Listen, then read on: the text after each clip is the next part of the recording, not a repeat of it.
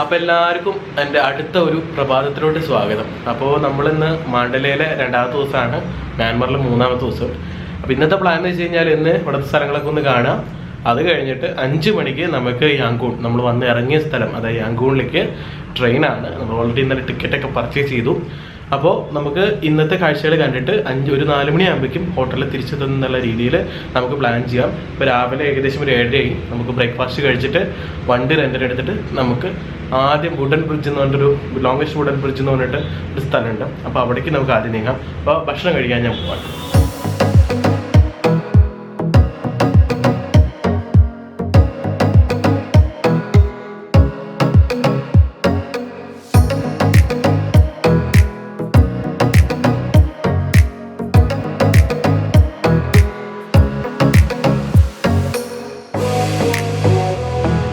മാണ്ടലയിലെ 2ാമത്തെ ദിവസം സ്റ്റാർട്ട് ചെയ്യാണ്.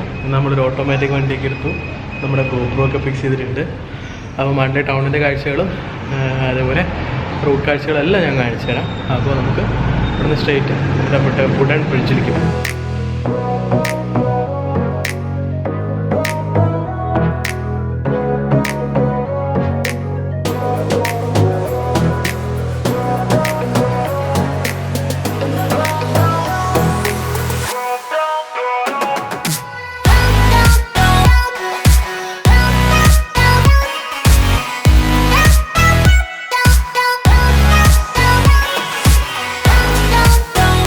ഫൈനലി നമ്മൾ ആ ബ്രിഡ്ജിൻ്റെ അടുത്ത് എത്തി. മാപ്പിട്ടാ വന്നേ. ഒരു 13 കിലോമീറ്റർ, ഞാൻ നിൽക്കുന്ന ഹോട്ടലിൽ നിന്ന് ഒരു 13 കിലോമീറ്റർ ഉണ്ട്. അപ്പോൾ 13 കിലോമീറ്ററും ഞാൻ വണ്ടി ഓടിച്ച് ഇങ്ങോട്ട് എത്തി. ഇവിടെ ടൂറിസ്റ്റ് അട്രാക്ഷൻസ് ആയതുകൊണ്ട് കുറച്ച് റെസ്റ്റോറൻറ്റ്സും അതേപോലെ ഈ ഡ്രസ്സ് ഐറ്റംസൊക്കെ കരകൗശല വസ്തുക്കളൊക്കെ വിൽക്കുന്ന കുറച്ച് കടകളുണ്ട്. അപ്പോൾ നമുക്ക് ഈ പാലത്തിൻ്റെ മുകളിലേക്ക് ഒന്ന് വരുന്നത്, എൻ്റെ പിന്നിൽ പാലമുണ്ട്. അപ്പോൾ ഈ പാലത്തിൻ്റെ ചുവട്ടിൽ വണ്ടി പാർക്ക് ചെയ്തിട്ട് നമുക്ക് മുകളിലേക്ക് അങ്ങോട്ട് കയറാം.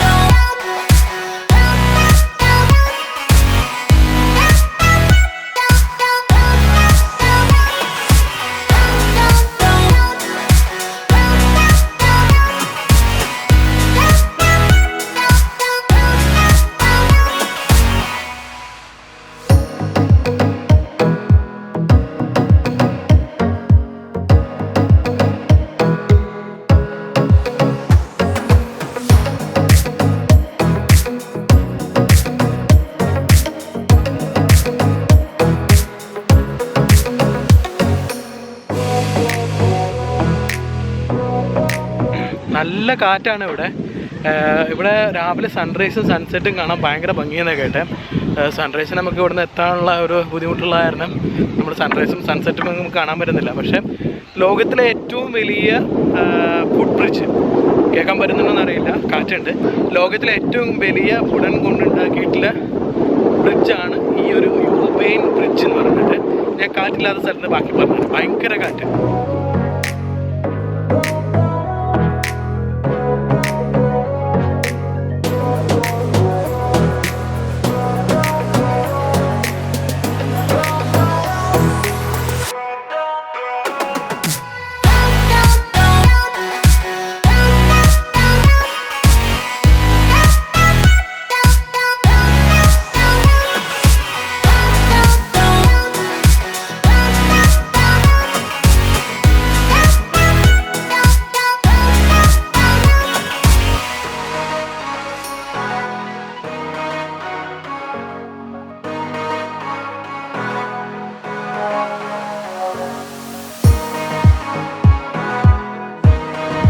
ഇതാണ് മ്യാൻമർ റെയിൽവേ ട്രാക്ക്. നമ്മളിന്ന് വൈകുന്നേരം പോകുന്നത് ഈ ട്രാക്കിൽ കൂടെ തന്നെയാണ്. അപ്പോൾ 2 ട്രാക്ക് ഉണ്ട്. അപ്പ് ആൻഡ് ഡൗൺ ട്രാക്കുകൾ കാണിക്കുന്നുണ്ട് ഇവിടെ. ചെറിയ എടുത്ത് വളരെ കുറവാണ്. ഞാൻ കാണിച്ചു തരാം. ഒരു ലെവൽ ക്രോസ് ആണ്, പക്ഷേ അതൊന്നുമില്ല. സൈൻ ബോർഡുകളോ അല്ല ഗേറ്റോ കാര്യങ്ങളോ ഒന്നുമില്ല. ഇനി ആ സമയത്ത് ട്രെയിൻ പോകുന്ന സമയത്ത് എങ്ങനെയാണെന്ന് അറിയില്ല. അധികം ട്രെയിനുകളില്ല, കുറച്ച് ട്രെയിനുകളേ ഉള്ളൂ. അതുകൊണ്ടായിരിക്കാം അങ്ങനെ. പിന്നെ വലിയ ഫാസ്റ്റ് മൂവിങ് ട്രെയിനുകളൊന്നും അല്ല.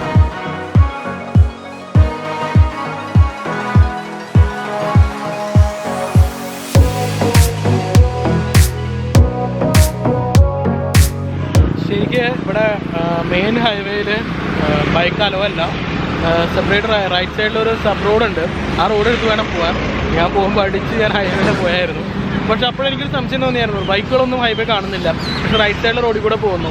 ഞാനിപ്പോൾ വരുമ്പോൾ വായിച്ചു നോക്കി, അവിടെ ചിത്രം കൊടുത്തിട്ടുണ്ട്, പക്ഷേ ഇംഗ്ലീഷിലല്ല, ഇവരുടെ ലാംഗ്വേജിൽ എഴുതിയിരിക്കുകയാണ് ബൈക്ക് ഈ റൂട്ടിൽ കൂടെ തന്നെ പോകണം എന്നുള്ളത്. എന്തോ സേഫ്റ്റി പർപ്പസ് ആയിരിക്കാം. അപ്പോൾ മണലിൽ ചില മെയിൻ റോഡുകളിൽ ബൈക്ക് പോകാൻ സെപ്പറേറ്റ് ട്രാക്ക് ഉണ്ട്. അത് നിങ്ങളൊന്ന് ആലോചിച്ചോ. പോലീസും കാര്യങ്ങളൊന്നുമില്ല, ചെക്കിങ്ങോ കാര്യങ്ങളൊന്നുമില്ല, പക്ഷെ എന്നാലും നമ്മൾ ഒന്ന് കെയർ ചെയ്യാം. ഇതാണ് സബ് റോഡ്. ഇതേ അപ്പുറത്ത് നിങ്ങൾക്ക് മെയിൻ റോഡ് വണ്ടികൾ, വലിയ വണ്ടികൾ പോകണ കാണാം. അത് മെയിൻ റോഡ്.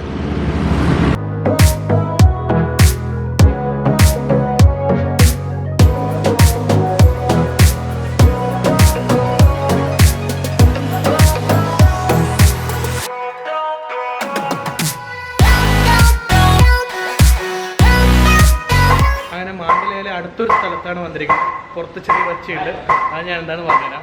അതായത് ഗോൾഡ് ലീഫ് മെയ്ഡ് ചെയ്യുന്ന, ഗോൾഡൻ ലീഫ് മെയ്ഡ് ചെയ്യുന്ന ഒരു ഫാക്ടറിയാണ്. അത് മാൻഡലയിൽ ഇത്തിരി ഫേമസ് ആണത്. നിങ്ങൾക്ക് ഏതൊരു ട്രാവൽ വ്ലോഗുകൾ പഴയ ആൾക്കാരുടെ അടുത്ത് നോക്കിക്കഴിഞ്ഞാലും കാണുന്ന ഒരു സ്ഥലമാണ്.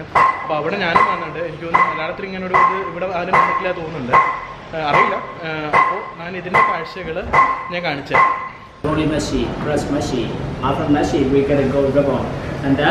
That gold ribbon, we cut it small piece like the size. Okay. After that, put it in the paper, bamboo paper. This is special bamboo paper. Bamboo, it is made of bamboo. Then the gold small piece, put it in the paper. Okay. Bamboo gold. We put it inside or layer by layer. Okay. And then we pack with the leather, deer leather like the package. So firstly we put it inside 200 pieces like the side. Or 200 pieces we put it on the marble stove. We beat 7 power with hammer beat it. First about half an hour. After half an hour the go where we change from the side to the side change. Okay. Or 200 pieces. This two like this yeah. Okay. Or 200 pieces bigger like the chain. Okay. And then each one piece we cut it into 6 pieces. We divide it into 6 pieces. Okay. After 6 pieces we got the steak 1,200 pieces like the side. Okay. Or 1,200 pieces. Put it again the bamboo paper like the first day. We beat it. Second time half an hour like that. Okay. And then we change and go larger bamboo paper, bigger bamboo paper. Finally 5 hour beat it. 5 hour. After Okay. 5 hour the goes bigger size. Okay.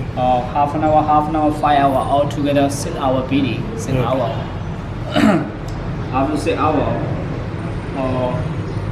we need to cut the square. When they cut the goalie, we use the horn, buffalo horn, buffalo. We use to cut the goalie. We have 3 different sizes.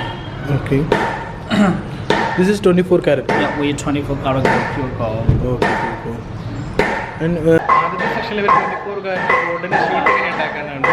പിന്നത്തെ ഇതിൽ അടിക്കുന്ന leaf ഒക്കെ ഉണ്ട്, മുള കൊണ്ടുള്ള ലീഫിൻ്റെ കുറിച്ചുള്ള എക്സ്പ്ലനേഷനാണ് രണ്ടാമത് കണ്ടത്. നല്ലൊരു പ്രോസസ്സാണ്. നമുക്ക് പുറത്തവർ ഉണ്ടാക്കുന്നുണ്ട്, അത് കാണാം. അതിൻ്റെ ശബ്ദമാണ് നിങ്ങൾ കേട്ടോണ്ടിരിക്കുന്നത്. അകത്ത് അവർ മേക്ക് ചെയ്യാണ് ഗോൾഡിൻ്റെ ഓരോരോ ഇത്. ഇതിൽ പല എക്യുപ്മെൻറ്റ്സും വുഡിൽ ഗോൾഡ് പ്ലേറ്റ് ചെയ്താണ്. അതായത് പെയിൻറ്റിങ് അല്ല, ഗോൾഡ് പേക്ക്. അപ്പോൾ ഈ ഒരു ബുദ്ധൻ്റെ പ്രതിമയാണെന്ന് വെച്ച് കഴിഞ്ഞാൽ വുഡിൽ തീർത്തിട്ട് അതിൽ ഗോൾഡ് പെയിൻറ്റ് ചെയ്തതാണ്. ഇതിൻ്റെ പ്രൈസ് എന്ന് പറഞ്ഞാൽ $100. $100 ആ ബുദ്ധൻ്റെ പ്രതിമയ്ക്ക് ചാർജ് ചെയ്യുന്നത്. ഓരോന്നിനും അതിൻ്റേതായിട്ടുള്ള പ്രൈസാണ്. ഇതിന് $260 ഈ ഒരു ബുദ്ധൻ്റെ പ്രതിമ. ചെറുപ്പം കൂടുന്നതിനനുസരിച്ച് റേറ്റും കൂടും. അതേപോലെ $15 വാള, ഓക്കെ, $25 ക്ലിപ്പ്. അങ്ങനെ പല പല ഐറ്റംസ് ഇവിടെ ഉണ്ട്. ഷോക്കേസിലൊക്കെ വയ്ക്കാൻ പറ്റിയ ടൈപ്പ് ഒരു ലീഫിൽ ബുദ്ധൻ്റെ മുഖമായിട്ടുള്ളതുണ്ട്. അതിന് $100.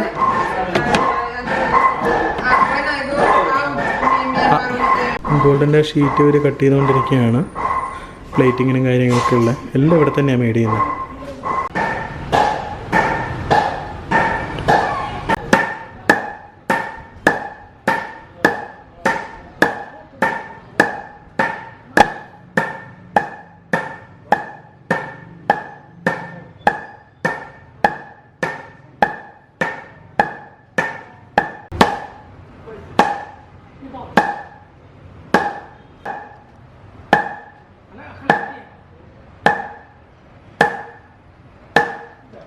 ഇവിടെ ഇങ്ങനെയാണ് അടിച്ചടിച്ചുണ്ടാക്കുന്നത്. ഭയങ്കര സത്യം. ഓരോ ലീഫിൻ്റെ ഇടയിൽ ഗോൾഡ് കണ്ടോ. ഇതാണ് ആ കടയുടെ പേര്, king gallon gold leaf workshop. King gallon gold leaf workshop എന്നാണ് ആ കടയുടെ പേര്. നിങ്ങൾക്ക് മാപ്പ് ഇട്ടാൽ വരാൻ പറ്റും, സുഖമായിട്ട് വരാൻ പറ്റും. മെയിൻ റോഡിൽ തന്നെയാണ്. മാപ്പ് ഇട്ട് കഴിഞ്ഞാൽ സുഖമായിട്ട് ഇവിടെ എത്താം. അപ്പോൾ നിങ്ങൾ മാൻഡ്ലേയിൽ വരുമ്പോൾ ഇതൊന്ന് കാണാതെ പോകരുത്, കണ്ട് അടിപൊളി ഒരു സംഭവമാണ്. ഇനി നമുക്ക് ഒരു സ്ഥലം കൂടി കവർ ചെയ്യാനുള്ള സമയമേ ഉള്ളൂ. അപ്പോൾ ഒരു ചെറിയൊരു മൗണ്ടൻ ഏരിയ ആണ്. എൻ്റെ പേര് ഞാൻ അവിടെ തിരി പറയും. ഇവിടുത്തെ പേരൊക്കെ പ്രൊണൗൺസിയേഷന് ഭയങ്കര ബുദ്ധിമുട്ടാണ്, നോക്കിക്കൊണ്ട് പറയാൻ പറ്റില്ല. പക്ഷേ ഇപ്പോൾ അങ്ങനെ എന്തൊക്കെയാണ്. അപ്പോൾ ഞാൻ അവിടെ തിരി പറയാം. എൻ്റെ പേര് ഒരു പഗോഡ തന്നെയാണ്, പക്ഷേ ഇത്തിരി ഒരു ഫോറസ്റ്റ് ഏരിയയിലുള്ള ഒരു സെറ്റപ്പാണ്. അപ്പോൾ നമുക്ക് അങ്ങോട്ട് പോകാം.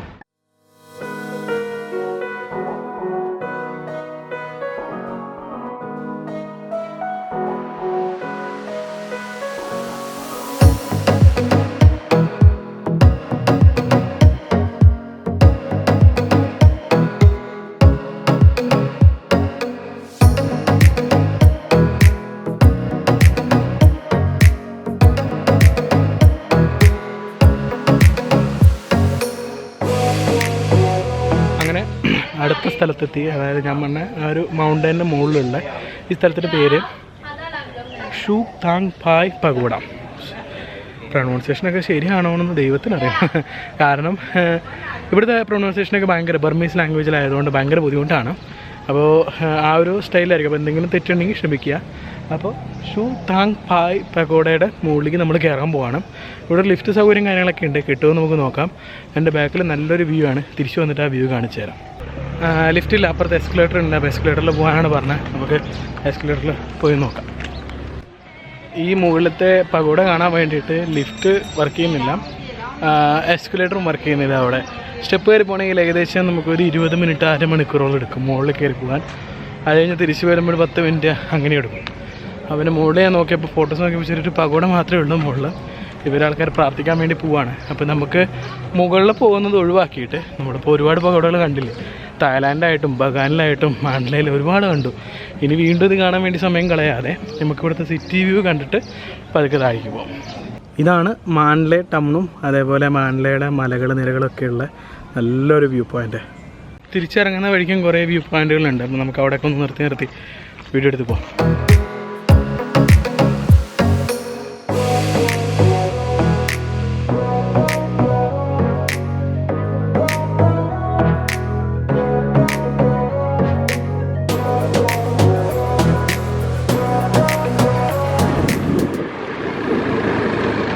അമേസിങ് വഴിയാണ്. നാട്ടിലൊക്കെ പോലെയുള്ള ഹൈ റേഞ്ച് തന്നെയാണ്. എന്താ പറയുക, മരങ്ങളൊക്കെ ആയതുകൊണ്ടും ചൂടത്ത് വലിയ വെയിലില്ല. നല്ല ഒരു അടിപൊളി ഡെസ്റ്റിനേഷനാണ്. മുകളിൽ കയറാൻ പറ്റാത്തതിൻ്റെ ഒരു ചെറിയ വിഷമമുണ്ടെന്നേ ഉള്ളൂ. പക്ഷേ വഴി അടിപൊളി. നമ്മൾ നേപ്പാളിലെ വീഡിയോസ് കണ്ട ആൾക്കാരും സരങ്കോട്ട് എന്ന് പറഞ്ഞൊരു സ്ഥലത്ത് ഞാൻ പോയിട്ട് സരങ്കോട്ട്, ആ സരങ്കോട്ടിക്ക് പോകുന്ന വഴി ചെറുതായിട്ട് അതേപോലെയൊക്കെ തന്നെയുള്ള വഴിയാണ്. ഇതൊരു വേറൊരു പഗോഡയാണ്. രണ്ട് സിംഹങ്ങൾ ഇരിക്കുന്ന ഒരു അടിപൊളി പഗോഡയാണ്. ഞാൻ അധികം കയറുന്നില്ല, സെയിം പാറ്റേൺ എല്ലാം. പഗോഡകൾ കണ്ട് മടുത്തു. ഇനിയിപ്പോൾ ഇത് ഏകദേശം 2:30 അപ്പോൾ നമുക്ക് ഇവിടുന്ന് ഒരു 3 മണിക്കൂറോളം നമുക്ക് ഹോട്ടലിലേക്ക് ഓടിക്കാനുണ്ട്. പോകുന്ന വഴിക്ക് ഭക്ഷണം കഴിക്കണം. പോരാത്തതിന് നൈറ്റ് ട്രെയിനിൽ ഇങ്ങനെ ഫുഡും കാര്യങ്ങളൊന്നും അറിയത്തില്ല. അപ്പോൾ നമുക്ക് കുറച്ച് ഫ്രൂട്ട്സോ കാര്യങ്ങളെന്തെങ്കിലും വാങ്ങണം. ഹോട്ടലിൽ നിന്ന് ചെക്കൗട്ട് ഓൾറെഡി ചെയ്താണ്. ഇനി ബാക്കിയുള്ള കാര്യങ്ങൾ ചെയ്യണം. അപ്പോൾ അതിൻ്റെ കുറച്ച് പരിപാടികളുണ്ട്. അപ്പോൾ നമുക്ക് നേരെ ഹോട്ടലിലേക്ക് ഇനി പോകാം.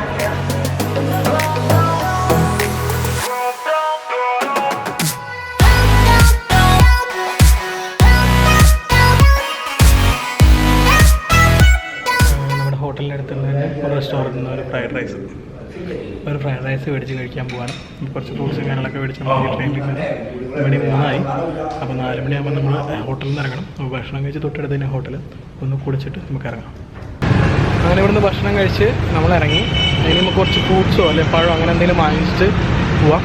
അത് വാങ്ങിച്ചാലേ നമുക്ക് നൈറ്റ് ഭക്ഷണം എന്തെങ്കിലും പറ്റുള്ളൂ. ട്രെയിനിൽ പിന്നെ അറിയില്ല ഇങ്ങനെ സെറ്റപ്പ്.